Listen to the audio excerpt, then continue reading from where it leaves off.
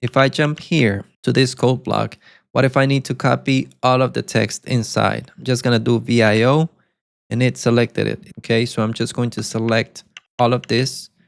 Now I'm going to type leader SR. It copied all of that text to the search results, and I can replace it in all of the different files inside this repo. There's 60 matches. I can replace it with something else. In all of those 60 files, it's going to replace this that is shown in red with what is shown in green. If you use Neovim or if you use Vim and you're using the arrows, just don't use Vim. Just go and use something else. Just go and use Nano or something because you're not using it correctly.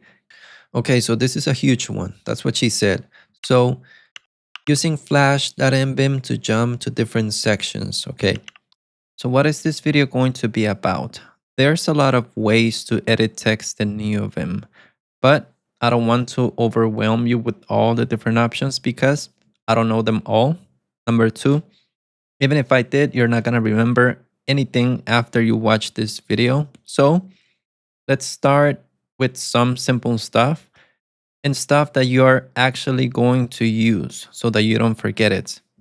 So let's go to the disclaimer here first. Disclaimer. So I'm not a blog post writer. I don't intend it to be.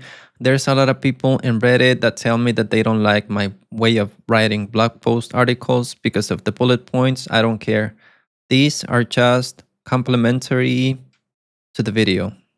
I got used to writing with bullet points and that is not going to change in the near future. So if you don't like the way that I write here, go and watch the video. You don't need to read the blog post. The only reason why I have a blog post is so that you don't have to re-watch the video again and you just need to refresh your memory. You could quickly come to the article, grab something, copy and paste it, or just refresh your memory. But keep in mind that the blog post is not the main thing that I do. It's the video. So if after reading the blog post you have questions, go and watch the video. That's it. There is a lot of keymaps and configurations that are not defaults in Neovim. So if you're one of the people that gets offended by not using defaults in Vim and in Neovim, this video is not for you. This blog post is not for you. I try to stick to defaults as much as possible, but sometimes it's just simpler for me to create custom keymaps, and you'll see why along the video.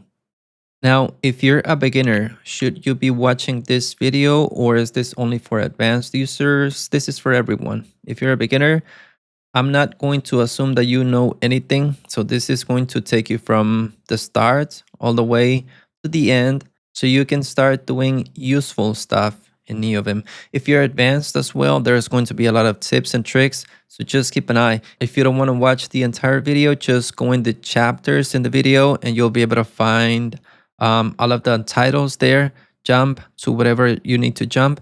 But I would still recommend you to watch it all because you're going to learn a few things here and there. We're going to start the way that I started with Neovim, which is with notes, with Markdown.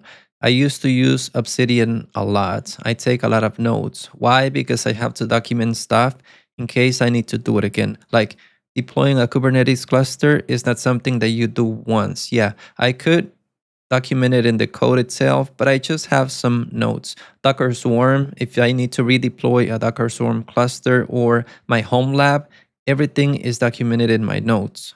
When I started using Neovim, that's what I did. Markdown writing, and I replaced Obsidian completely. I haven't used Obsidian in like, I don't know, maybe a year or something like that. So nowadays, I do everything in Neovim. It's not that Obsidian is a bad tool. No, it's just that I moved on to something else, right?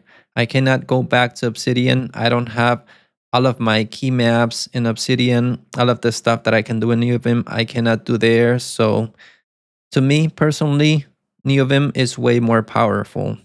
And I don't use any of the other custom stuff that has been deployed for Obsidian, like DataView, for example. Why? Because DataView is not a standard. What if you move out of Obsidian? What's going to happen with your nodes? You will not be able to use that DataView system in another tool unless it is implemented there. No. So I just stick to Markdown defaults or Markdown standards, and that's what I follow. There's also a lot of Neovim from scratch videos, and you can learn how to configure Neovim on those. You're going to be typing a lot of commands that you're not going to understand. And at the end of the video, you're going to end up the exact same way. Confused, not knowing what's going on, and not knowing what Neovim is actually useful for. So in this video, we're going to do something different. We're going to focus on practicing. There's another note here at the bottom. If you know nothing about Vim motions, you won't suffer, and there's no easy way around that.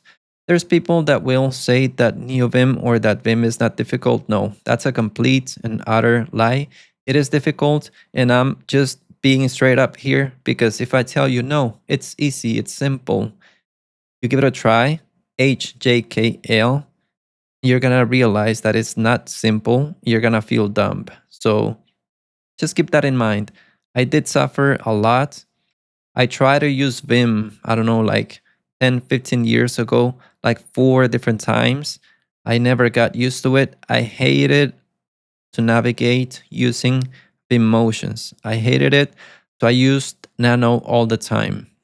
But after that pain, just gonna be a few weeks, I promise. Few days, few weeks, you will not be able to go back to regular text editing.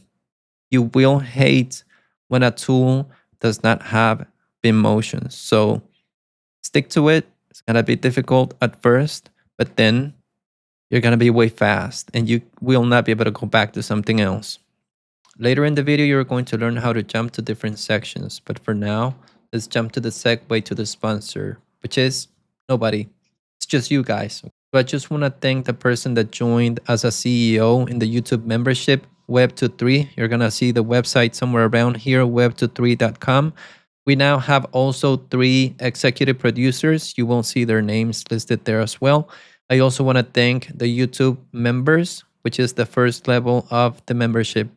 Really appreciate it. This is what keeps the channel going. Remember that I have a daytime job, so for me to create these videos, I need to take time, and it's a lot of energy as well. I have a family to support and all that stuff. So if you like my videos, if you like my content, consider becoming a member. I'm going to leave the link in the video description so you can join there. It would mean a lot, and it just keeps me motivated to keep making this video. It also helps me buy new gear. Notice that I bought this microphone, which was only with the Ko-fi donations that you guys sent. I had to buy a new camera for the upper thingy here for the hand keyboard and different stuff. Okay, so thanks for the people that have donated. Thanks for the people that are members. And if you like this, just remember, you can become one as well. Jump back to the video. So let's look at the prerequisites. There's a lot of different ways to get started. Distribution, not distribution, using kickstart.nvim, your own configuration from scratch. There's a lot of videos.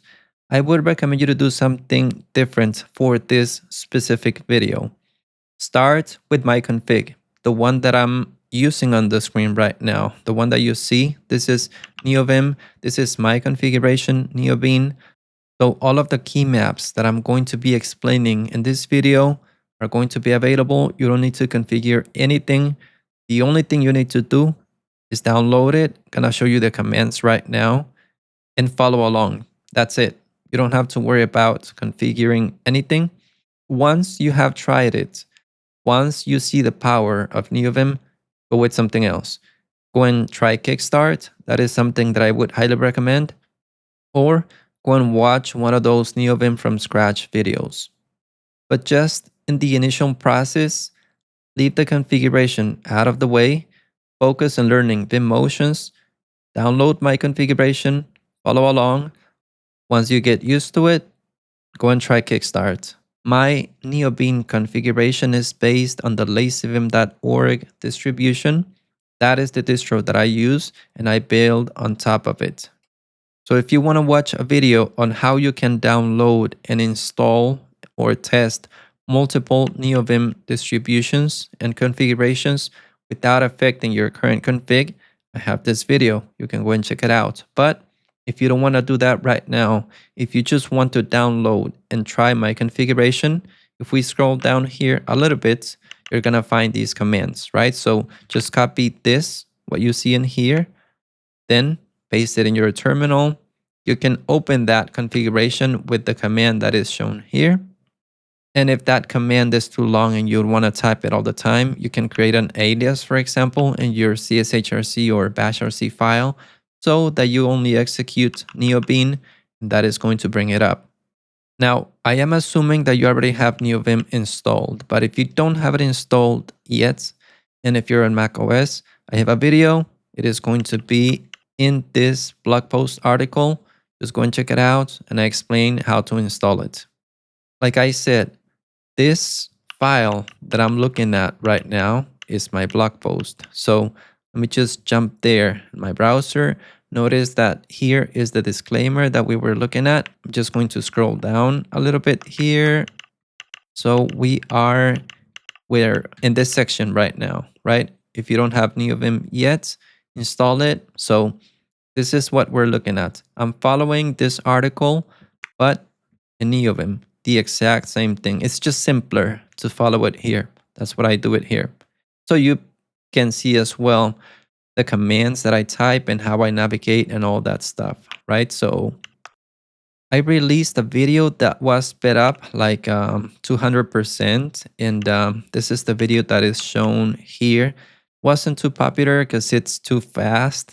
And I cover a lot of the stuff that I'm covering here. So this is an updated version of that video. So let's start with the very basics. Quit and save. And this is the first hot take that I have. I don't save. I have autosave enabled, and it saves automatically every 3 seconds after I make a change, right? So if I jump into insert mode, if you don't know what it is yet, we're gonna take a look at that in a little while. But notice that if I jump into insert mode to type stuff, and if I go out of insert mode into normal mode again, it doesn't save, right? But if I modify the file here and I go out of insert mode into normal mode, it is going to autosave in 3 seconds. Notice the message on the bottom right corner. It said there, autosaved, right? So I don't worry about saving, okay? I don't want to save. I did it for a long time, got tired of it. So now I just autosave. There's a lot of custom configuration that I have for autosaving, a lot of conditions on when to autosave and when not to autosave. For example, if I go to visual mode, after editing something, it's not going to autosave.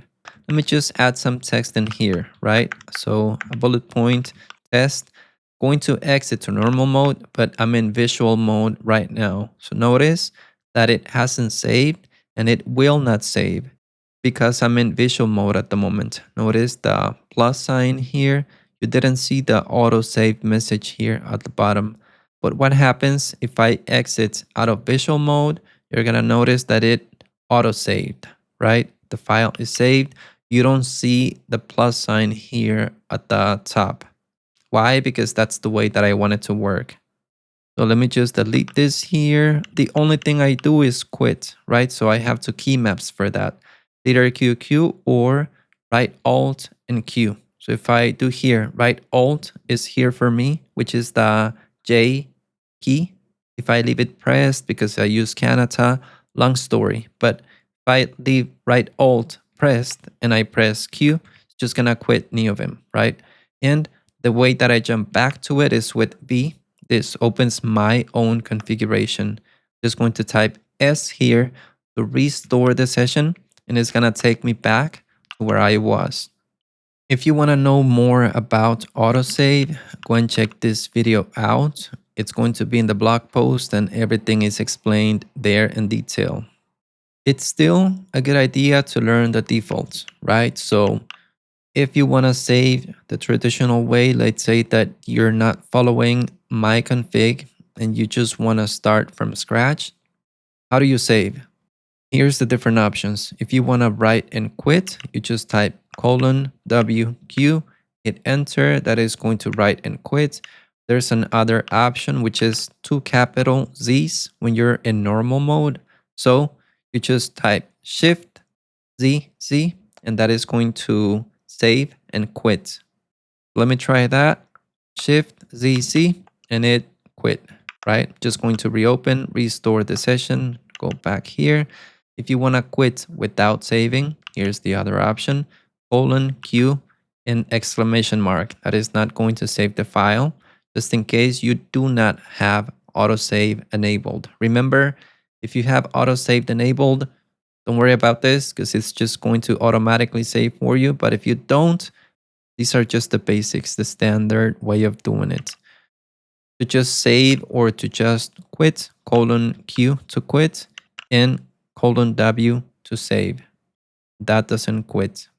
Now let's take a look at the different modes. Neovim has several different modes. The only ones that I'm going to discuss in this video are normal mode, insert, visual, and command line mode. So let's start with the first mode, which is normal mode. What is it? It's what you see right now. It's the mode that allows me to navigate in the file. And how can you tell that you're in normal mode? In my specific configuration, it's because of the cursor. That's what I use. This square cursor, solid one means normal mode. And for me, if I type I, this is insert mode. Also, at the bottom of Neovim, you will be able to see this insert text here. And if I hit escape, I'm going to jump to normal mode. I never use this. I don't find it useful. I just look at the cursor and that tells me what mode I'm on. That's it. So how do we get to normal mode? What you see down here. I have a key map configured for this, which is KJ, right? So if I'm in insert mode, right, you can see that at the bottom. You're gonna see how to jump to insert mode later on. Don't worry, right? So how do you jump to normal mode? Just press KJ. One after the other, quite fast, right? So KJ jumps to normal mode. It's easier, or a lot of people do it with escape, which is here on the left hand side for me, but I just don't like it too much. Here's escape. If I type escape with my pinky here, jumps to normal mode, but I prefer to do it with KJ. I got used to it and I just feel that it's faster. Some other people use a different combination of letters, JJ, KK, or JK.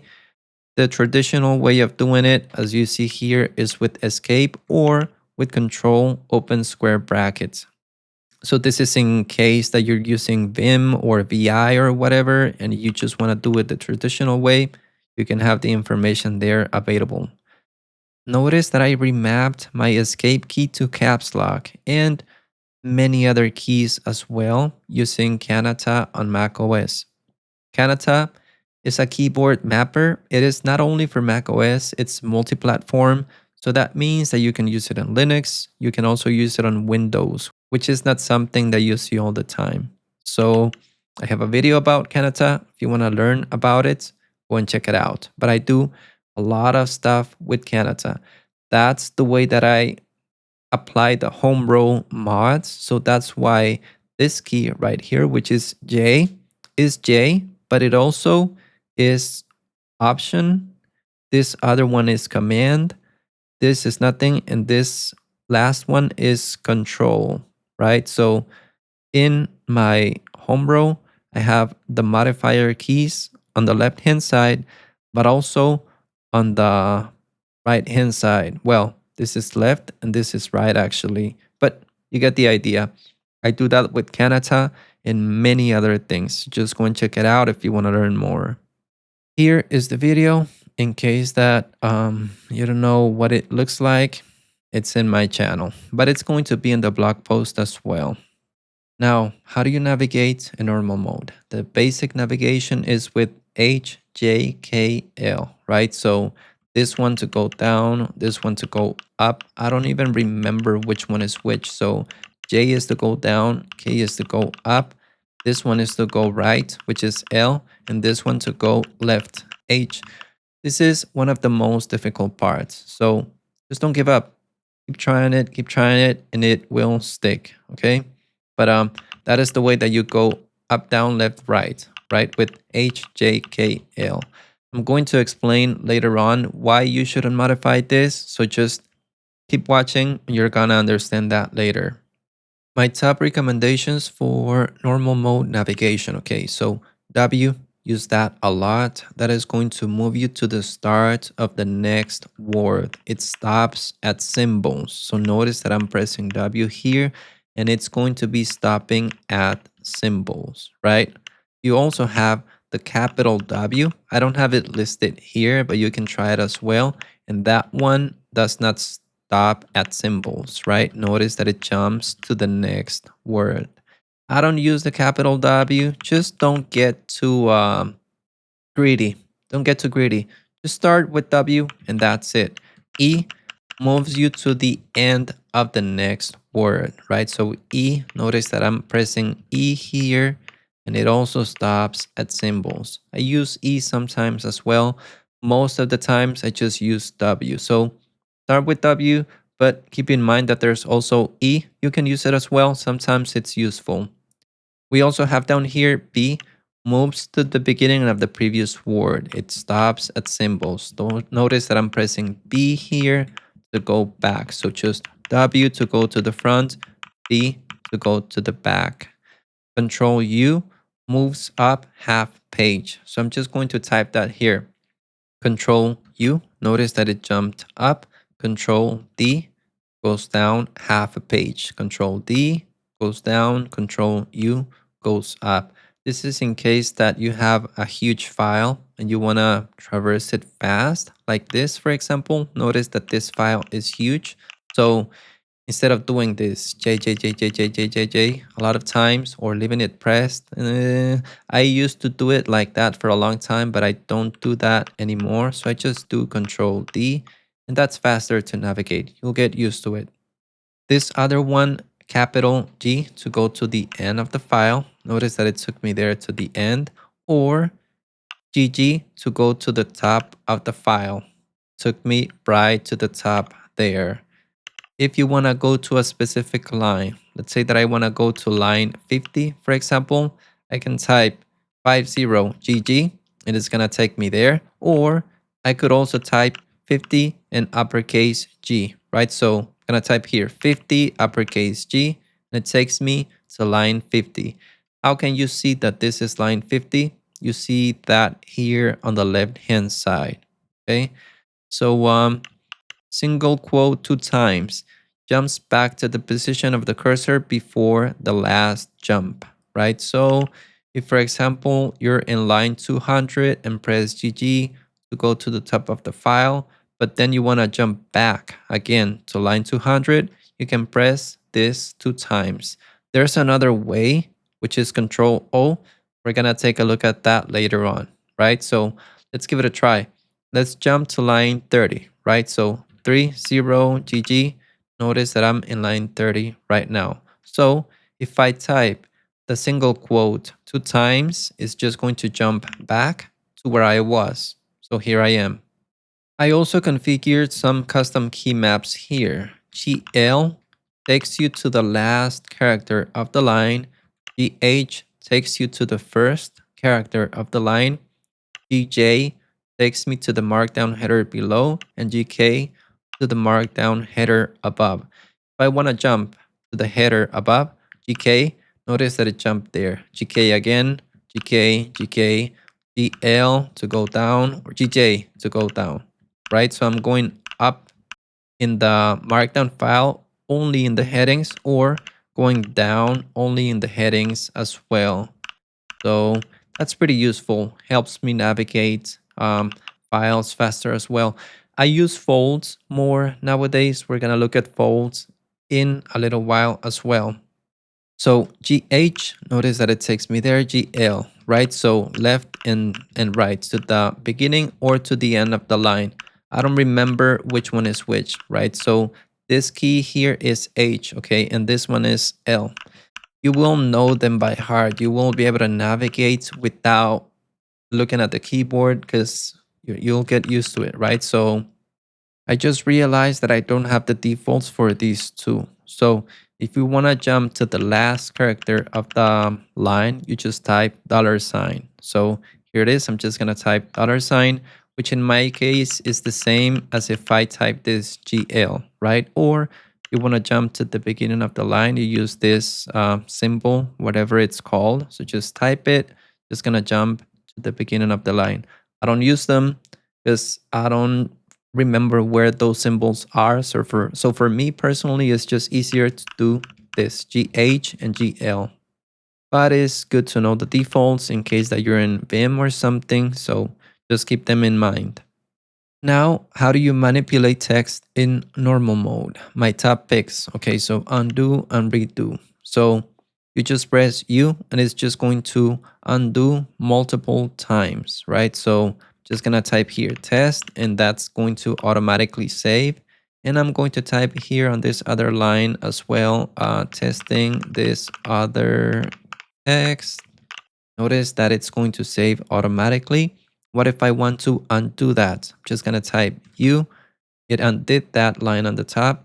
I'm going to type U again, and it's just going to undo it. U again, and just undid everything. What if I want to redo what I just undid? I'm just going to do here Ctrl+R. Notice that it's adding this back, and it added it back. If I want to undo again, U multiple times, and I'm back where I started. So U to undo and Ctrl+R to redo.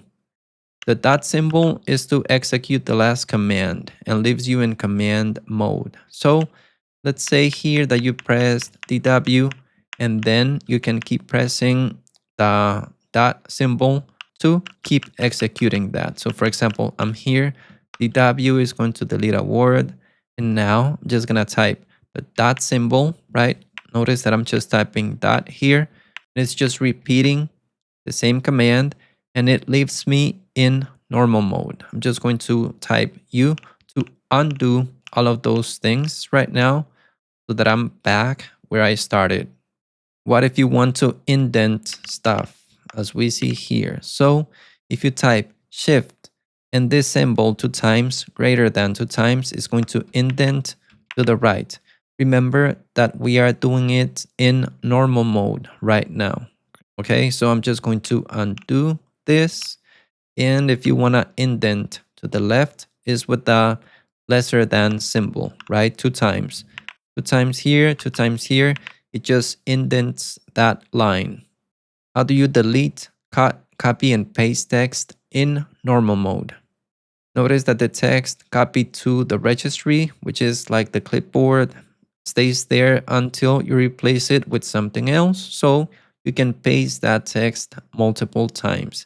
The delete is the same as cut, yank is the same as copy, and put is the same as paste. There's a note here.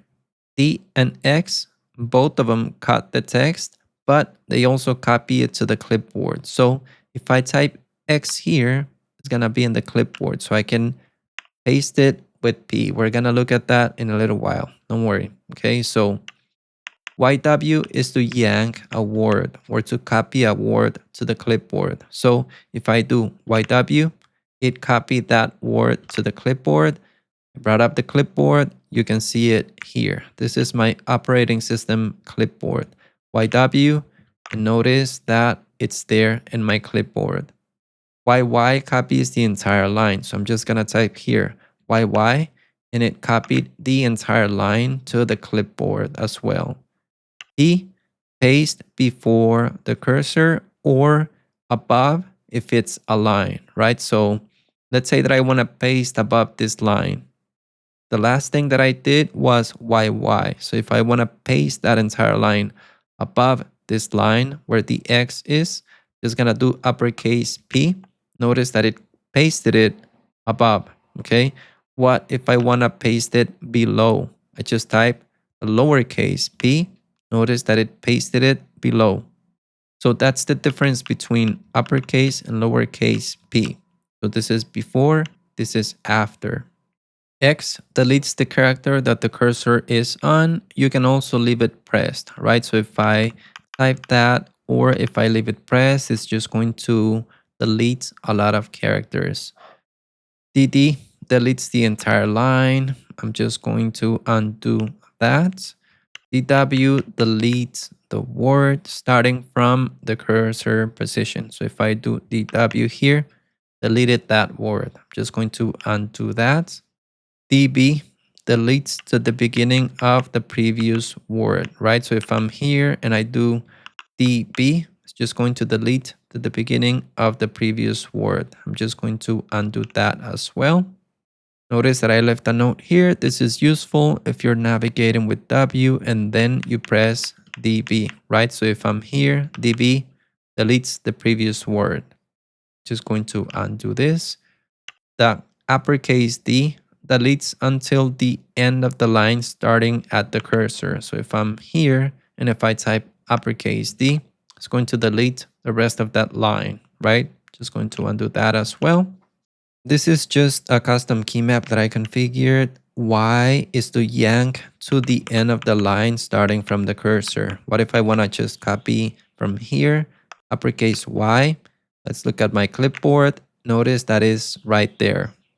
Now just pay attention to how each one of the commands is structured. For example, this YW to copy a word or DW to delete a word, right? So that's the way that you usually specify stuff. What do you want to do and where you want to do it after, right? If you want to delete more than one word, for example, you could do D3W. That is going to delete 3 words. Just don't get too confused right now. It's a little bit complicated, but just trying to facilitate everything at the moment to make it easier. When you're more advanced, you can learn more about all of this stuff, but just keep that in your mind, right? So what do you want to do and where you want to do it? Change, replace, and join. Same thing here. Notice, what do you want to do? I want to change. And where do you want to do it in a word? So if I do here, CW, notice that it deleted that word and it leaves me in insert mode so that I can start typing. I use this all the time. It is actually really useful. So you're going to be using it too as well, right? So CW is something that you will definitely make use of. So CW deleted that word, leaves me in insert mode so that I can start typing immediately. I don't have to jump into insert mode by myself, right? So just going to undo that. R is something that you're going to be using a lot as well. It doesn't seem like it, but you will use it a lot, right? So if I want to replace this A with the B, for example, I can do that. How do you do it? Let's say that you have a typo, right? Let's say that you have a typo there and you want to fix it, right? So you just jump here, you type R, and then you type the new character, which would be the letter A. And it leaves you in insert mode, right? So I don't have to come here in insert mode, delete this, type the new one, go out to normal mode. No, it's way faster, right? So I just type RA and that replaced the character with an A. If I want to replace this A with something else, RZ, for example, it replaced it with the letter Z. I'm just going to type here RA and it's really useful. J joins 2 lines together. You keep pressing it to join more lines, adds a space. So I have some sample text here. I'm just going to type uppercase J. Notice that it joined the lines.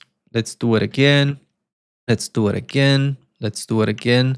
Notice that it joined all of them. So that's what that does. Now let's look at around and inside. All of these following motions work with D, Y, C, and B. Okay, so D is to delete, Y is to copy, C is to change, and B is to select. We're gonna look at B in a little while. Don't worry about that, right? So for example, you can do DAP or YAP or CAP or VAP. That's what this means, okay? So A stands for around. It deletes spaces around something, around a word, for example, right? I stands for inside, and it does not delete the spaces around. Okay, so let's give it a try. If we do here VIP, notice what happens. It selected the text inside the paragraph, as you're able to see here, right? If instead of V, which is used to select, you do YIP, is going to copy it to my clipboard, right? The entire paragraph, right? P stands for paragraph, right? So if I do here YIP, just going to copy that entire paragraph to my clipboard, and you can see that there. Or I can delete it as well. If I do DIP, just going to delete it, and I'm just going to undo this, or I can change it as well, right? CIP leaves me in insert mode, so I can start typing here, typing some text, right? Just going to undo this.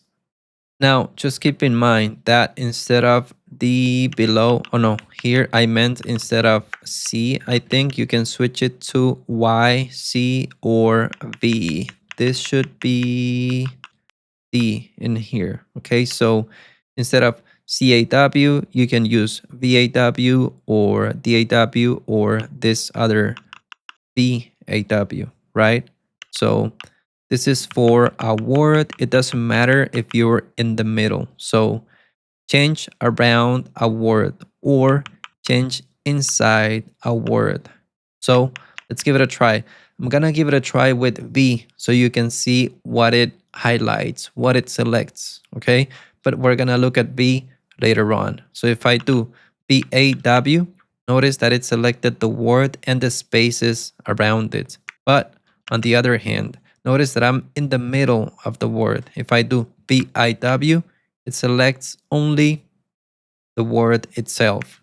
If we jump to this other word, for example, matter, notice that I'm at the end of the word almost. VAW selects the word and the space after it.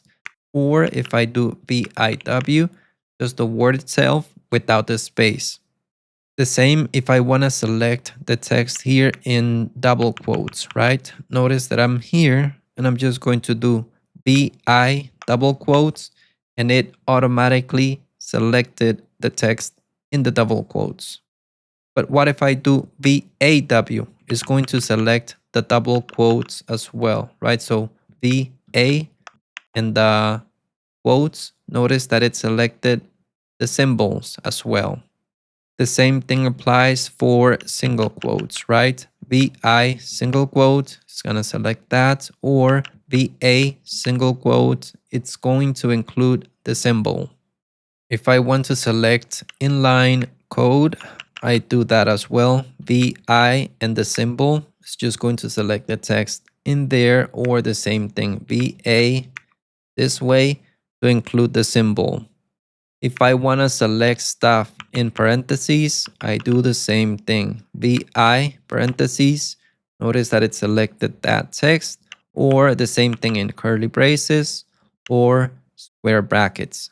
It's the exact same thing, nothing changes there. But just to give you an example, I'm going to do here VI and then the square brackets, select the text inside there. So remember, E is inside, A is around. A is going to include the symbols or the space that is after. And as we already looked at before, P stands for paragraph. Let's do it again. VAP is going to select the paragraph and the space that is after. But if on the other hand, I do VIP, it's going to select the paragraph, no space after. Notice where the cursor is right now. In my configuration, you will also find CIT. This comes from the LazyVim distribution because it has this plugin installed, right? So if I do VIT, it's going to select the text inside these HTML tags, right? Or I could also do VAT, and it's going to select the tags as well. This plugin here, Mini AI, can do a lot more stuff. We're gonna cover a little bit in this video, but it's a wonderful plugin, by the way. Excellent plugin. Now, I use this a lot, VIO, to select the text inside a code block because I need to copy text a lot from code blocks. This is one of my favorites. It used to work on the LazyVim distribution. I don't know why it doesn't work for me anymore. I don't know if it's just my config or what, but I created a custom key map, so you will have it anyway, right? So let's see how this works. If I jump here to this code block, what if I need to copy all of the text inside? I'm just gonna do VIO and it selected it. It doesn't matter if I'm down here, right? Notice where the code block is. It's above. So I'm just going to type VIO and it selects that, right? Why? Because it identifies this first, then this just saves the positions for both of them and then select everything in between, right? So if I go up a little bit here, VIO, just going to select the text in the next code block, which should be in here. Yeah, in here. Let's go down a little bit more here, right? VIO, just gonna jump to the code block above. I use this all the time. Pretty useful. And one of my favorites as well. If you write Markdown, you're gonna find it really useful. There's a lot more of these motions. And if you're in LazyVim, let me fix this. Press CI to list them. Okay, so what does this mean? If I type here, C, that is to change. And then notice that I have the option here, I, where is I? There, okay. I means inside and A around. So I'm just going to type I. This is gonna show up. So it's just gonna show me the different options, right? You can specify an argument, a block, which is these symbols, I think. Inner, I don't know what that means. Class, digits, camel case, function, the entire file, indent, block, conditional, loop. This is if you code, inner paragraph, quote, inner sentence. What does this Q mean? Notice that it says Q for quote. Let me show you real quick. So if I jump to the quotes here, here's the different quotes, right? So it doesn't matter what quote it is, it's just gonna work, right? VIQ, notice that it detected that. Or if I come here, VIQ, or if I'm here, VIQ, right? I don't have to type this specific symbol, it's just going to recognize it. That is a default in the LazyVim distribution as well. Notice that this is where we see the T option for the tag, the HTML tags. This entire file is pretty useful as well, right? Because usually you need to select the entire file and then copy it. But instead, you could do VIG and it's just going to copy the entire file. Pretty simple. Now, remember that we are still in the normal mode text manipulation option. You can see the heading at the very top, right? Normal mode in my top picks. This is till or find, which is T and F. Let's look at what this means. All of these work the same way, okay? Remember, what you want to do, I want to do this, copy where you want to do it, in the character. You're gonna see what this means in a little while. But just remember that. What do you want to do and where you want to do it. In this example, we're going to be searching for a character like this, open square brackets, but you can use any other character that you want to find. Notice that I left an example here. It could be number 7, an open curly brace, or an open parentheses, right? So for example, let's type it here. Instead of C, I'm going to do V to select, right? V, T, and then the open square brackets or the closed square bracket in my case. So notice that it selected everything from the cursor until the character. Let's do it on the line below as well because I have a 7 there. So let's do here V, T, then the number 7. Notice that it's selected all the way to the number 7. The difference between T and F is that T does not select the character itself, the one that you specify. Notice that it did not select the number 7. But what if you want to select the number 7? Instead, you use F to find, right? So V, F, and then the number 7. Notice that it selected it, right? So if I do VT 7, doesn't select the 7.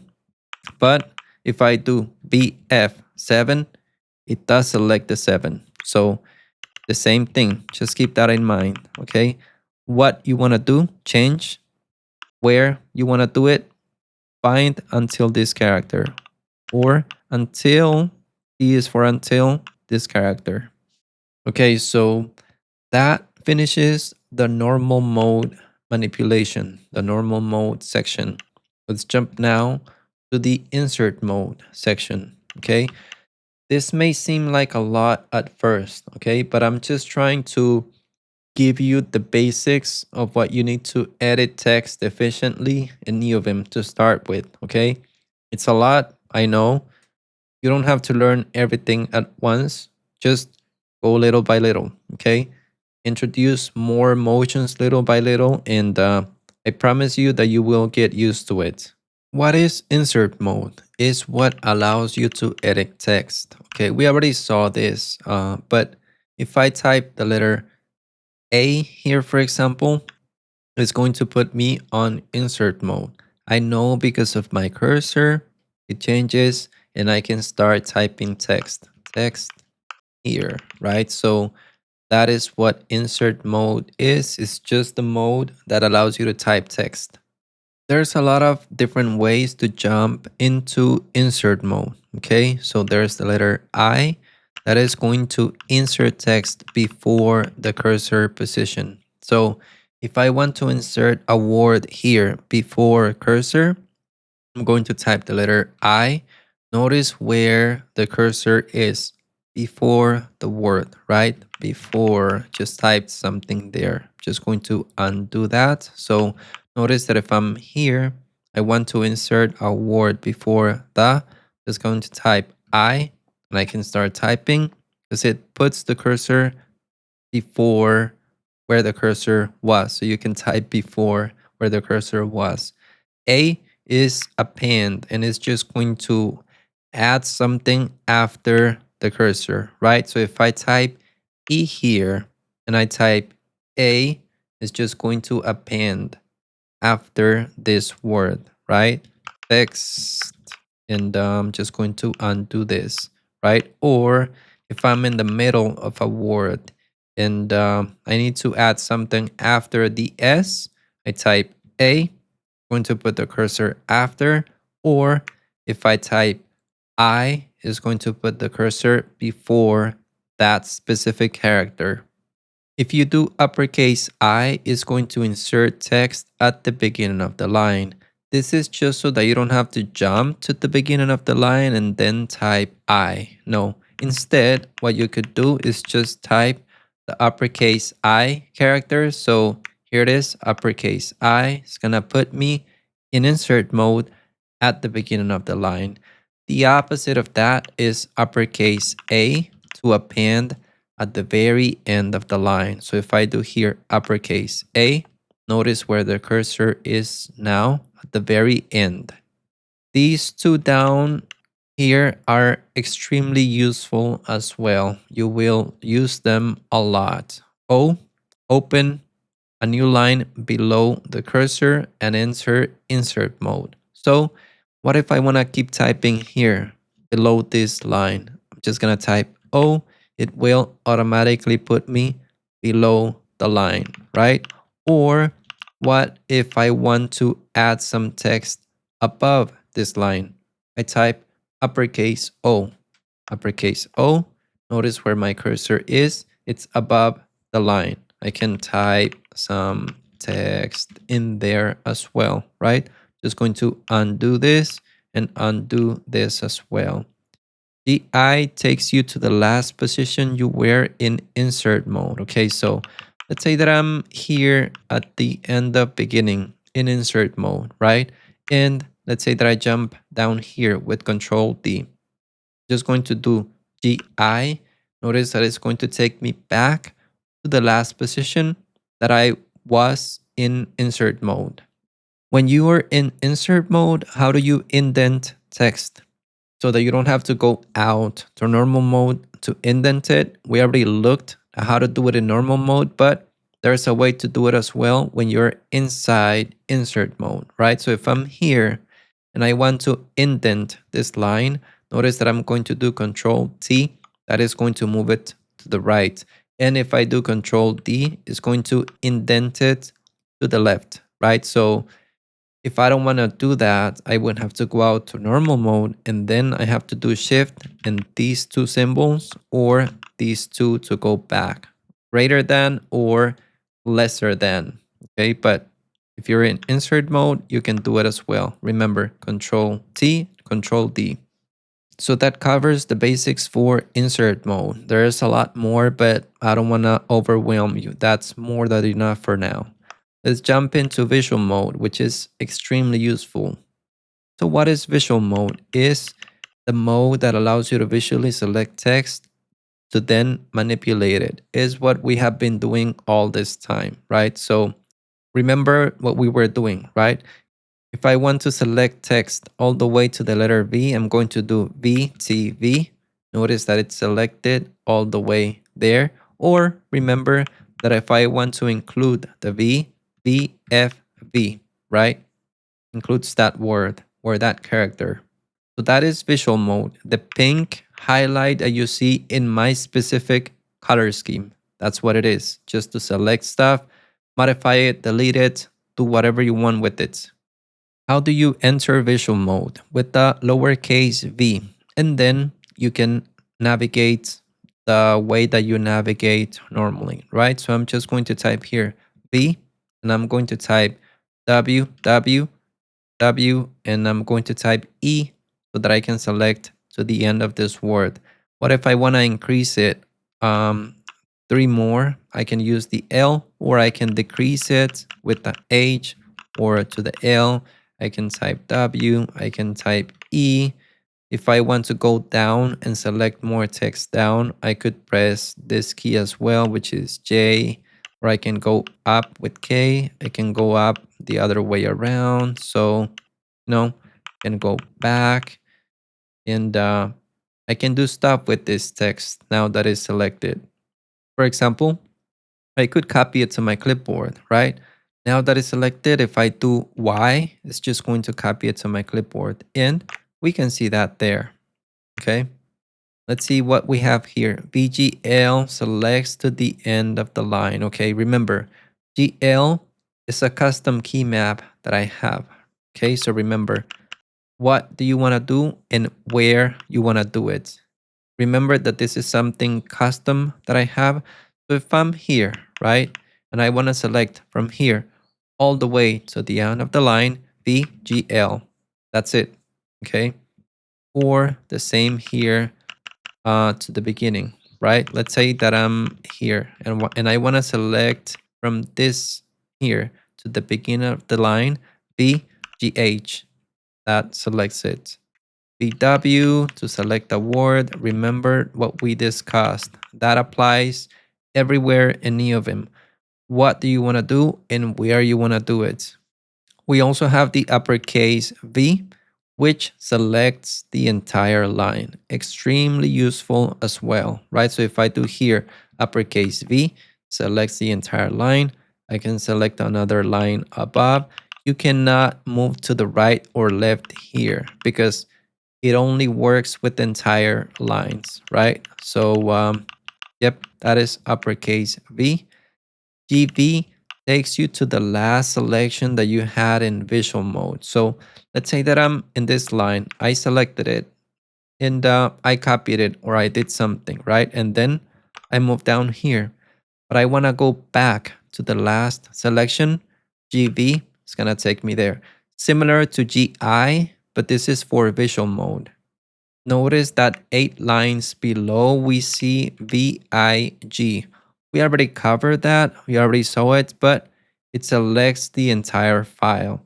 Notice that this key map comes from LazyVim. I already showed that before. Okay, so big, just going to select the entire file. Visual mode text manipulation. So we already touched on this as well. Once you have the text selected in visual mode, you can do stuff with it. Okay, C to change it, D to delete it, Y to yank it, P to paste over it, indent it to the right, indent it to the left. There's must be other things as well, but this is what I do most of the time. Now, let's take a look at pasting text in visual mode. I do this a lot of times in case that I want to replace text with something that is in my clipboard, and we're gonna demo it right now, okay? So I personally do this with uppercase P, and you're gonna see why in a minute, okay? Uppercase P does not put the replace text in the unnamed register. What is that? The clipboard. Just think about it as the clipboard, right? If you do it with uppercase P. But if you do it with lowercase p, it's just going to put the replace text in the clipboard, right? So what does this mean? If you do it with uppercase P, you can paste the same thing multiple times. But on the other hand, if you do it with lowercase p, you will be able to paste it one time, and what you replaced is going to get in the clipboard, right? So it's just going to swap the two things. Let me show it to you. I'm just going to copy this line to my clipboard with YY. Notice that is in my clipboard. What if I want to replace this line with it? Okay, so I'm just going to select the entire line, and I'm just going to do uppercase P. What if I want to paste it down here as well? I'm just going to select this one, and I'm just going to do uppercase P. And notice that it pasted that same line in both of the places. But what if we do it with lowercase p? It's just gonna work, but it's just gonna work one time. Okay, so let me select this again, and I'm just going to copy it to my clipboard. Now I'm going to paste it here, but with lowercase p. Okay, notice this text here. Okay, going to paste it, it's going to work, but this text that I'm replacing is going to be copied to my clipboard. So I'm just gonna hit P here, pasted the text. Okay, so that's great. What if I wanna paste it here again? It's not going to paste the laborum text, but it's going to paste the liquid text. Okay, so I'm going to do lowercase p here again. Notice that it pasted the text that I said. You'll get it, okay? If you don't get it, just rewatch this and you'll understand it. So depending on what you're doing, most of the times I just use the uppercase P. But if you want to swap something, let's say that I select this word here, and I'm just going to copy it. Let's say that I want to swap it with this other word. Just gonna do lowercase p. Notice that it pasted that there. Now I select this one and I do lowercase p again. Notice that it swapped the two words, right? So depending on what you're doing, use lowercase p or uppercase p. Most of the times I do uppercase. Notice that I have a note here. Do not paste with Command V on macOS or it's going to mess up the lines you have below. What does this mean? Let's say that I'm in the browser, right? And let's say that I have some text that I want to paste from my browser. Just going to select the text here. Just going to copy it to my clipboard. And let's say that I select something here, okay? Notice that I have it selected. I want to replace what I have here in visual mode with what I copied from the browser. I'm going to do Command V on my keyboard. You're going to notice that here, just going to press that. But notice what happened to the spaces that I had below. It deleted the blank lines that I had below, okay? Or the blank line. Just going to undo this. I'm going to go to my browser again. Just going to copy it. Still on my clipboard, I think. But notice what happens if I paste with uppercase P. Works. It doesn't miss the space that I had down here. If you paid close attention, you notice that I copied to my clipboard with a single key. Let me show that to you. I'm gonna select this text here, okay? And I'm just going to type the letter C by itself. Notice my finger here. The letter C, I'm just going to leave it pressed for 250 or 300 milliseconds, and it's send Command C. Let's do this here. And I'm just going to leave the letter C pressed, and it sent Command C. Let's look at the clipboard. You're gonna notice that those things are in the clipboard. How did I do that? Again, with Kanata in macOS. So to copy a single key, paste with the single key as well, with just the letter V. So remember that I have the video that I shared before somewhere about Kanata, which is this one shown here, but it's going to be in the blog post article as well.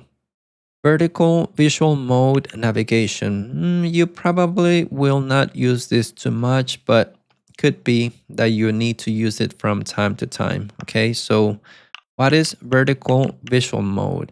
This allows you to edit multiple lines vertically, and to enter it, you do it with Ctrl+V. So let's see how this works. If I come here, I have some examples that I'm going to go over in a demo here. Okay, so what if I want to append the same text to the end of each line? Let me jump to this section here. Okay, so let's say that I'm in the middle here. I'm going to do Ctrl+V. Notice the message here, V block. So it's a vertical block, okay? That's the first step. Then scroll vertically to select the desired line. So I'm just gonna press here, J to go down. All of them are selected. Now, the $sign to move to the very end of every line. Okay, so let's hit the $sign here. Now, we're going to type the uppercase A to append. So let's do that, uppercase A. And now I can type whatever I want here. Okay, so space, whatever I want. Okay, notice what's gonna happen when I exit insert mode. Okay, I'm just going to hit escape, or in my case, KJ. It added the exact same text that is shown here at the very end of each line. Okay, so I'm just going to undo this. The next scenario that I have here is insert the same text at the beginning of each line. Okay, so let's come here. We're in the middle. Okay, we're not at the end. So let's do Ctrl+V again. Scroll vertically to select all the lines. Okay, we're gonna do the same thing here. Go down. Okay, optional, press 0 if you're not at the beginning of the line already. Okay, so I'm not at the beginning of the line, so that's why I'm going to press 0, which is here. Press 0. Now I'm going to type uppercase I to insert, uppercase I, and I can type here whatever I want. So let's just type something. Okay, after I'm done typing, the same thing. You press escape or KJ to go to normal mode. And notice that it added all of that text at the beginning of each line. I'm just going to type U to undo that. What if you want to replace the same text on each line? Okay, so put cursor at the beginning of the word that you want to change. Okay, so let's jump down here, and the cursor is at the word that I want to change. Let's say that I want to change this word. Okay, so I'm going to do Ctrl+V to enter vertical visual mode. Then I'm going to select down. Then I'm going to select here E to select the end of the word. What if I want to delete this word, right? Or what if I want to change it to something else? Okay, I'm just gonna type C to change, and I can type whatever I want here. Okay, another word. For example, if I hit escape, it's just going to replace that with this. Okay, well, that was not a good example because I added word again. So, but you get the idea, right? You can change, delete, do whatever you want. So now let's jump to the last mode that we're going to be discussing today, which is this command line mode. So what is it? You normally use this when you want to enter Neovim commands, right? So if you want to save, quit, we already saw that, right? So there's also the search or the check help command and many more commands, right? So how do you enter this command? With the colon, right? So if I'm in normal mode right now, and if I type colon, it's gonna bring this up command line, so I can type commands. I can type Lua commands, I can type whatever I want, other plugin commands, and do different stuff. Let's take a look at this substitute command. I don't use it, to be honest, because I use a plugin. There's this plugin called grug-far.nvim. Man, is one of my favorite plugins as well. Let me show you how I use this plugin real quick, okay? I mainly use two keymaps, leader SR, leader is space, okay? So I press space SR or space S1. I mainly use them in visual mode after selecting some text, okay? So let's give it a try, okay? So what if I want to select some text in here, like, you know what? Let's jump to the bottom of this file and this, if you want to support me, okay? So I'm just going to select all of this in visual mode, and now I'm going to type leader SR. Notice what it's going to do. It copied all of that text to the search results for the plugin, and I can replace it in all of the different files inside this repo, right? So notice that there's 60 matches. You can see that in 60 files, right? So it recognized that. I can replace it with something else, okay? So let's type something here, another heading on the line below, new line here, right? So in all of those 60 files is going to replace this that is shown in red with what is shown in green, right? You can see the name of the file up here. Where is it? There. Here's the name of the file, and replace it there. It's also going to replace it on this other file, this other one, and basically all of them, right? You can jump to the very top. Notice that you can specify flags here and filters as well. It's a really powerful plugin. I have a dedicated video for it, and I explain everything in detail. Where is it? grug-far.nvim. It's in the plugin documentation as well. The maintainer is awesome, so go and check this video out, and it's just going to make way more sense. But if you want to do something basic like what I'm doing here, notice that this is multi-line search and replace. Man, awesome. I could replace that easily, okay? But what if I want to replace something only in a specific file, only on this file? I don't want to replace it in all of the different files. So let's jump back here and let's give it a try. I'm gonna try the other key map, leader S1, okay? So I'm gonna select this, leader S1 or space S1. Notice that it automatically pasted that word in the search result.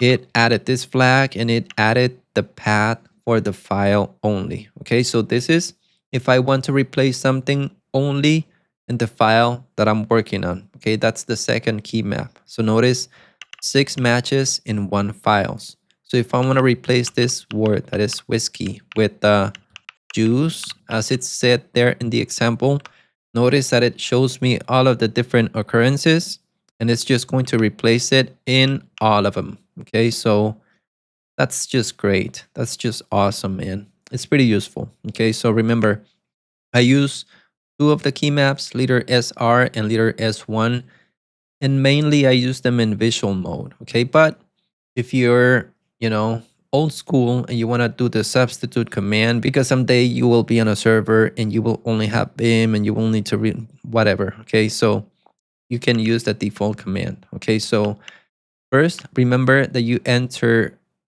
command line mode with colon. Just gonna copy this. So colon, and then I'm going to paste this here. And if I hit enter, it's going to replace the word whiskey with juice everywhere in this file. That's why we have the G here for global, and we have this symbol as well at the very beginning.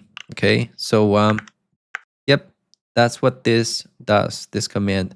Substitute command. Okay, so replace whiskey with juice and do it everywhere in the file. That's what the G is for. I have the description here. This represents all the lines in the file. S is to substitute, which is what we see here, and G means globally, the entire file. So that is the substitute command. I would highly recommend you to check grug-far.nvim. You're not gonna regret it. It's extremely useful. The check health command is just another command that you can run. So I'm just going to bring up command line mode here, check health, and there, check health, and I'm just going to hit enter. And it's just going to show you if there's some errors in your Neovim config. There's going to be a lot of warnings. Just don't panic about them, you know, because you don't need to fix all of them.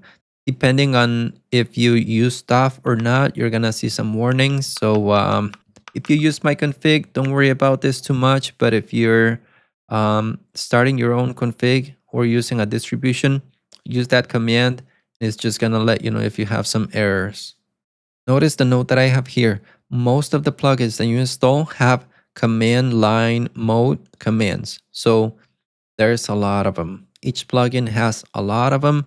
I don't know the commands. I don't know any command actually because I use keymaps all the time. So if you want to see or if you want to go through the different keymaps that I have, you just type right Alt and the letter K, and that is going to bring it up here. And you can search for stuff, right? So for example, if you don't know how to create a GitHub repo, right? If I type here GitHub, notice that paste the GitHub link, create a GitHub repo, and copy the GitHub. What does it say here? I cannot read it because the screen is too small, but this is just going to copy the GitHub URL for the file that I'm on. So for example, here, I jump to this other repo, to my .files, right? And if I do Alt and capital C, it's going to copy that URL, the GitHub URL, to my clipboard for this file. So I didn't need to open this in my browser, then copy the link in my browser. No, I did it from here directly. Just an example, right, of the different key maps that I have configured. So remember, the way that I bring that up is with right Alt and the letter K. That's the way that I just do it. I think LazyVim has a different way of doing it. I don't remember right now, but that's the way that I bring up the key maps. Let's see. Key maps. Okay, I have, this is the one that I specified, Alt K, but also LazyVim has space SK, right? So same thing, space SK, and it's gonna bring up the key maps. I just use a different view for mine, but up to you. Now, we're almost done with the video, but this is like the most important part, okay? I'm going to be discussing a lot of tips, tricks here. And the first one here is relative line numbers, man. I have tried this for like, I don't know, 4 or 5 different times. I always disable relative line numbers because I hate them. I hated them. I love them now. Okay, so what am I talking about? So notice that I'm on line 651 at the moment, right? What if I want to jump to the disclaimer section? How could I do that? I could press K a lot of times until I get there, but I did this in the past a lot, but it's not efficient and you have to press a lot. You can also leave it pressed, right, to jump down or to jump up, but there's a better and more efficient way. So if I want to jump there, I just type 12K. It's gonna jump to that specific line. If I want to jump to the line 14 below, I just type 14 and then this, which is for down. What is it? J or K, whatever it is. Okay, so you will not like them. Trust me. you will not find them useful. They will be very uncomfortable, but once you get used to them, they're quite useful. They allow you to jump faster to where you need to jump so that you don't have to be pressing J and K a lot, or Ctrl+u, Ctrl+d. Ctrl+u and Ctrl+d are extremely useful, and I highly recommend you to use them all the time, but sometimes you just need to jump to a specific section. So that's where these come in handy. There's other tricks as well, okay? If you look at the next one, of course, Ctrl+u and Ctrl+d, use them, okay? Do not just press J and K, just navigate big files like this because it's simpler, okay? And you'll get used to that as well. I use that all the time.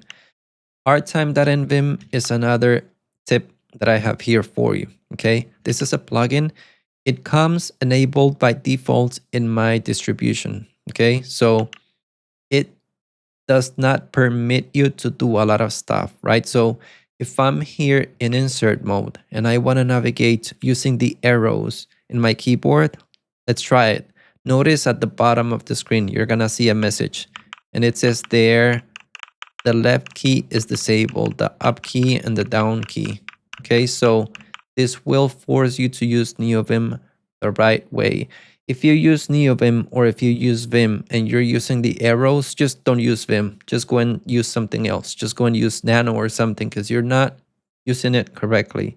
You have to use it with Vim motions. Okay, so this plugin will enforce that and will teach you better practices. Like I said, it's enabled by default in my config. Leave it on. I modified some of the settings so it's a little bit less strict, right? Because it only allows you to press J 3 times by default and K 3 times.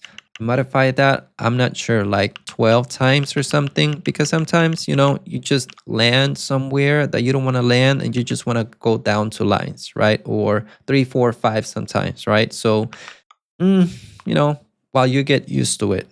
So just leave it on, and it's going to teach you a lot of the good practices, stuff that you should be doing from the beginning.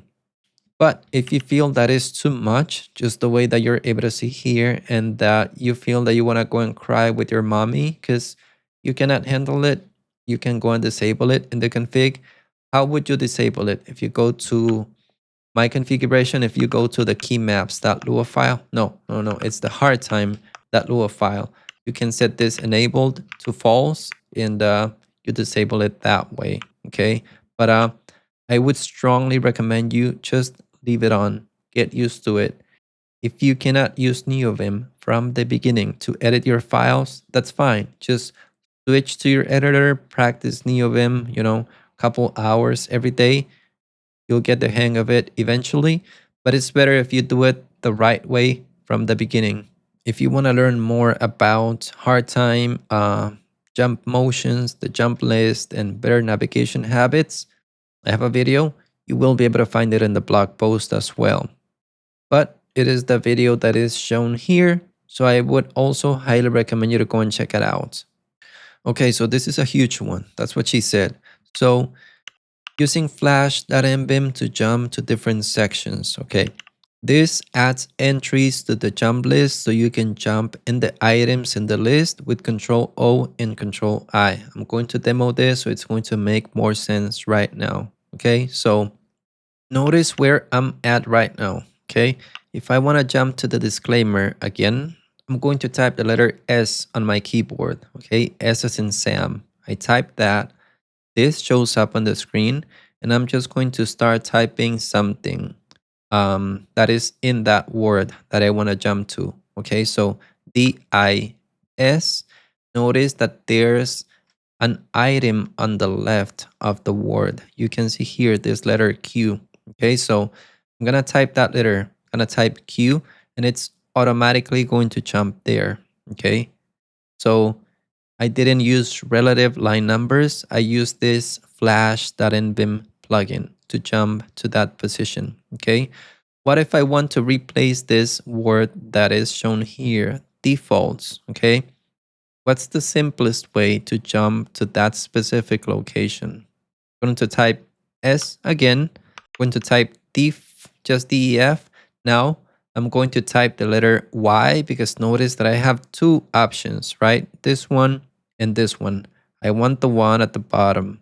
Okay, so I'm just going to type Y and I'm there. And I'm just going to change the word another, okay, different word. I'm just going to undo this right now, okay? Whenever you use the flash.nvim plugin, this is added to your jump list. What does that mean? If I do Ctrl+O, it's going to jump back to the previous position. Okay, so Ctrl+O, jump to the disclaimer.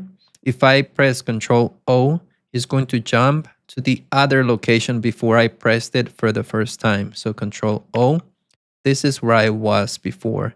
If I want to go forward, it's with Ctrl+I. Okay, so let's go to the disclaimer, Ctrl+I. And if I do Ctrl+I again, it's going to jump to the default word. Okay, so Ctrl+O to jump back, Ctrl+I to jump forward. Okay, so that is what this means. You can jump in the items with Ctrl+O and Ctrl+I. That is when you're using flash.nvim. There's a lot more motions that add items to the jump list, but if you want to learn more, go and check the video that I linked above, the same video. I'm going to leave it in the blog post as well, so everything is explained, how to use Flash and the jump list. That is the main thing, what the jump list is, how to navigate the items in the jump list, which is Ctrl+O and Ctrl+I, what adds items to the jump list and other stuff, okay? Go and check that video out. If you're also going to be editing Markdown the same way that I do, you're going to notice that I use folds a lot and I love to use folds. What do I mean? Okay, so this is a Markdown heading. It's a level 2 heading, right? Let me jump to a different file in which you will be able to see this better. Okay, I'm just going to open this. No, it's in a different repo here. This test Markdown file. Okay, so I have a lot of different headings here. Level 2, level 3, level 4, different headings, right? So I usually fold all the level 2 headings so that I can navigate through them, right? But I also have another key map. If I do this, ZL is going to show me the level 2 and the level 3 headings, okay? Notice that this is a level 2, level 3 heading, right? All of the level 3 are child of the level 2 headings, okay? But if I want to go back to only the level 2 headings, I do ZK, right? ZK is for level 1 and 2 headings. Notice that this is a level 1 heading, okay? ZL, level 1, 2, and 3, okay? So if I want to go to a specific section, this images in Neovim, I just hit enter here and it's just going to unfold or fold. Okay, so I hit enter, and if I want to view this, I want to view an image, just hover over it. Okay, and go down here, view different images. Notice that I'm in Ghosty here and I'm using Tmux, and I'm inside Neovim, and images work just fine. Okay, so I use folds all the time. ZK, if I want to unfold everything, I have another key map, ZU, that unfolds everything. And I can navigate a file the way that I told you. Remember, GK or GJ to navigate the different Markdown headings. Just going to fold everything to level 2 again. This is just simpler. What if I want to fold a heading when I'm in the middle of it? Like here, for example, right? I have another key map, ZI, and it's just going to fold that specific heading where the cursor is. So again, ZI, it's going to fold that one. And I can go to the next one if I want. ZK, level 2, ZL, level 2, and level 3. Just allows me to navigate Markdown files way faster. Okay, so that already comes in the Neovim config that I use. Let me jump back to my blog post, which is here. That's why This is written here. I just described it. Remember, these are not defaults, okay? I'm overriding the default folding commands because I don't use the default ones. I prefer to use these, okay? So there's another plugin in Neovim that you can use if you want to see an outline. I don't use it too much anymore, but if I type space O or letter O, it's gonna bring up the outline here, which allows you to navigate your file. You can jump to a heading in the file, right? So for example, if I wanna go to the prerequisites heading, if I hit enter here, just gonna take me there. Letter O is just gonna hide the outline again, okay? So just gonna fold everything, go down a little bit, and I'm just going to jump to 3 lines below, okay? So those were folds. We already covered that. Jump to diagnostics, spells, etc. Okay, so let me just try it here.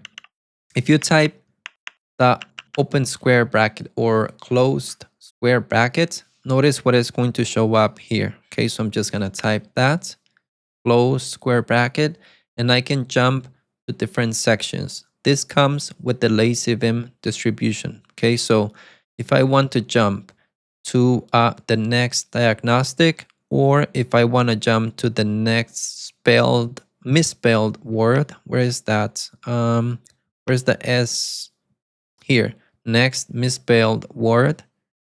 So it's S for that, or for the diagnostic is with the letter D. So what does that mean? Let's give it a try. Just gonna jump to another file real quick. Which one? This one, this same file, okay? And if I do close square brackets, I wanna jump to the next misspelled word.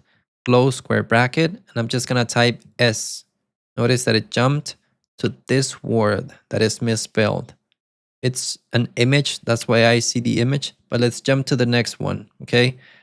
Close square bracket, S, close square bracket, S again. Jump to this other word, let's jump to the next one. This is in case that you wanna fix all the misspelled words in a file, right? So just allows you to quickly jump to the misspelled ones. Pretty useful. But what if you want to jump to the next diagnostic? Because I use a plugin, Harper, that allows me to write better in Markdown. So if I do close square brackets and then D for diagnostic, it's going to jump to this line here. Okay. So gives me a suggestion, right? Can delete this because it's written incorrectly or something, whatever, right? I can jump to the next one as well. Remember, close square bracket and then D as in diagnostic. The same thing again, close square bracket, D. It's just gonna jump here. Notice the diagnostic there, insert to after how to clone, okay? How to clone. So that is Harper, the one that is doing that. If you don't know what Harper is, I released a video about Harper as well. I don't think I have it here in the guide, but let me try to add it. YTMD Harper. Yeah, this is the one I think. Okay, so I just added it there. Notice that it's suggesting some stuff here. I just fixed that, and I'm just gonna fix this as well. Notice that it shows me that I should try to avoid offensive language. Okay, I can delete this if I want to fix that. And yep, that's Harper. Now, take a look at this note. You will feel like you want to remap HJKL to something else. Don't do it, please. Just don't, okay? Why? Because there's a lot of other tools that use this HJKL motions. Not only Neovim and Vim, right? But many other editors out there. Even the VS editor with its motions, you can set up Vim bindings there. Like this other tool that I use, KindofVim, you know, allows you to use Vim motions everywhere on your Mac. Let me show that to you actually, because it's quite useful. Just gonna bring up a new email here. So notice that I'm typing an email here. I'm typing some text here. Notice that I pressed KJ it entered normal mode, so I can navigate with Vim motions. If I type the letter O here, I'm gonna jump to the line below, text, another line. Vim motions again. I jumped into normal mode. I'm just gonna keep typing some text. There's a dog barking in the background. Sorry, not sure if you'll be able to listen to it. So what if I need to modify something? I just jump into normal mode. I go up, and what if I need to select this word? I just select it with V, B, and then C to change it, and another word. Okay, so same thing, the emotions in my email, but not only that. Notice that I'm in my Discord server here, okay? And what if I want to type something? What if I want to type something here for a video? And let's say that I made a mistake, okay? Just enter normal mode with KJ. I can jump back. And what if I want to change this word? CW and right. Okay, so same thing. The emotions in Discord. And this is the Discord application. It's not a PWA. It's not a browser application. So this application kind of works basically with any macOS application, even Xcode, Slack, whatever you want to use it on. Okay, you can use Vim motions basically everywhere. And guess what? HJKL is what you use like in every other application. Okay, even basic applications like Raycast, you can use Vim motions there. Like for example, if I search for a test here, and if I want to go down, it's with control. Okay, so control J to go down, K to go up in Raycast. Well, I could use kind of Vim here as well. So if I exit to normal mode, kind of Vim takes over, and I just press J to go down and K to go up. Okay, but just keep that in mind. It's just the defaults everywhere, right? HJKL. Even in an application to scroll on my screen, I use home row, by the way. So if I jump here, right, and if I bring up home row, the way to scroll down here is with J and K, right? So notice that I'm pressing J here, I'm scrolling down, and I'm scrolling up as well. Okay, so using regular default Vim motion. So just do yourself a favor, do not remap HJKL to something else. Just use the defaults. It'll be difficult. You will think that you will be more efficient and that you're going to be real smart if you do HJKL. No, I'm sorry. You're going to do JKL and semicolon. No, don't do it. Just leave it like it is, and you'll get used to it. I left some text here explaining this. Even in my config, right? GL and GH, those keymaps will not work if you modify that. It's going to be painful to modify everything. Okay, so just use the defaults. You'll get used to them. But if you still decide to remap those or change those around, just read what I left here. Okay. Something else that you need to be aware of is how to search and find stuff and replace. Okay, so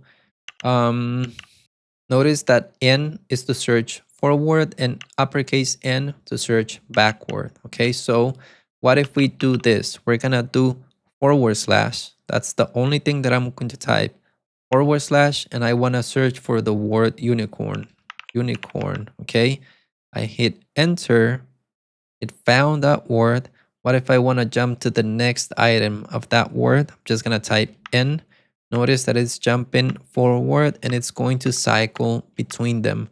What if I want to go back to the previous result? That is uppercase N to go back, okay?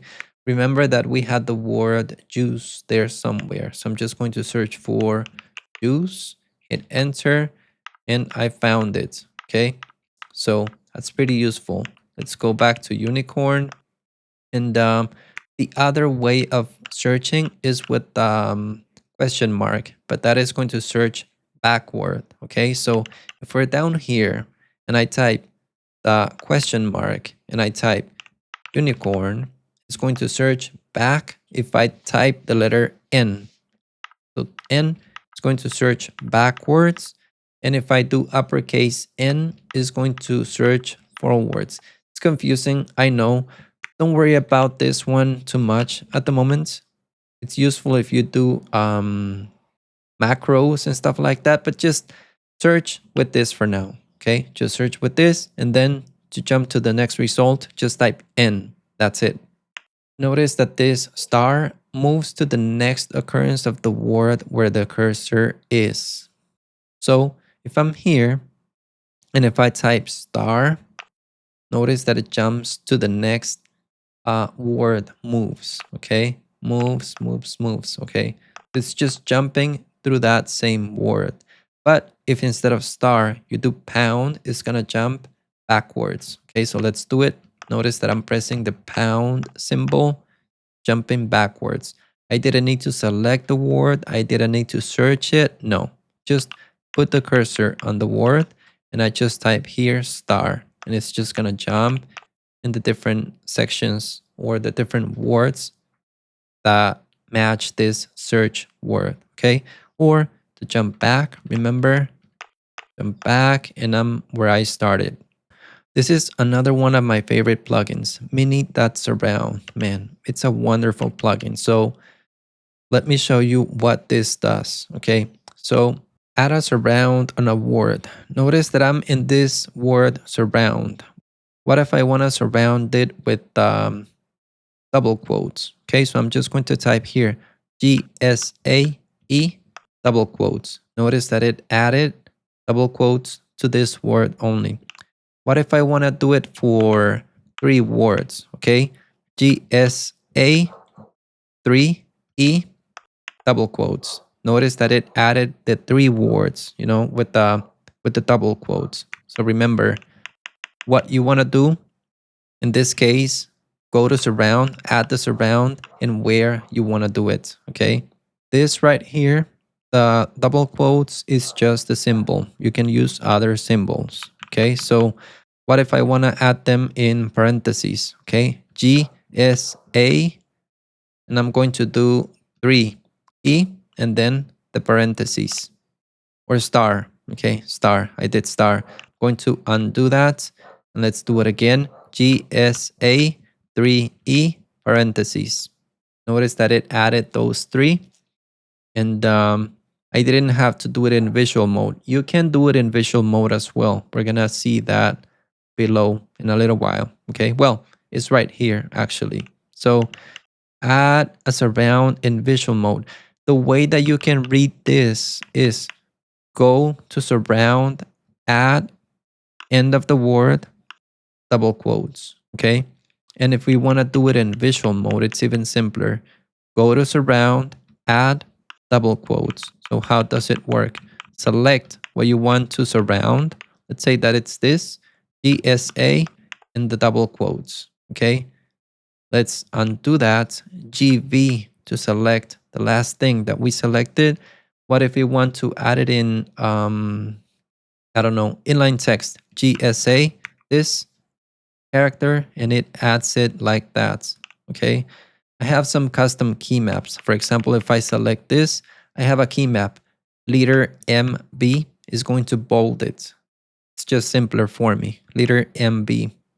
I also have another keymap, GSS, because I use inline code a lot, right? So if I select this GSS, it's just going to add it in inline code. But those are 2 custom keymaps that I created. You can do it with this GSA. You can replace a surrounding as well. Notice that this is open square brackets. What if I want to change it to this, right? To the single quote. So just going to do GSR, the symbol that I want to replace, which would be the square brackets, and the one that I want to replace it with, which would be a single quote. Okay, so notice that it replaced it. So I did GSR, go to surround, replace the symbol that I want to replace, which was the bracket, the new symbol. Let me undo this. Let's say that I want to replace this symbol right here, the surrounded text. Okay, GSR, single quote. What do we replace it with? Parentheses maybe? Okay, but just type the parentheses.